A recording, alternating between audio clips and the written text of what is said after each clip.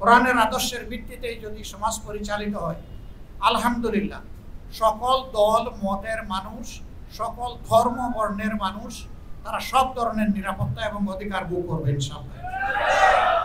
এই অধিকার নিশ্চিত করার জন্য আমাদের 3 দফা অঙ্গীকার। নাম্বার 1, এই দেশের গুণে ধরা শিক্ষা ব্যবস্থাকে ইনশাআল্লাহ আমরা পাল্টে দিতে চাই।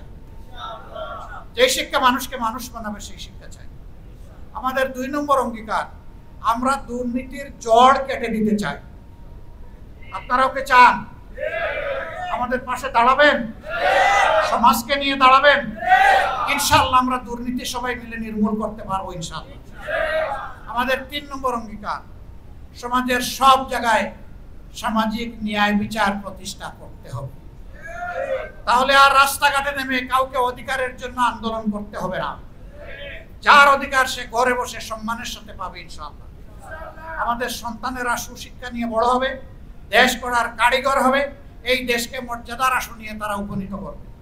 আমরা এমন একটি দেশ, শান্তির দেশ, এমন একটি দেশ, ভালোবাসার দেশ, এমন একটি দেশ, মানবিক বাংলাদেশ, এই দেশবাসীকে আমরা উপহার দিতে চাই। আল্লাহ যেন আমাদেরকে তৌফিক দান করে।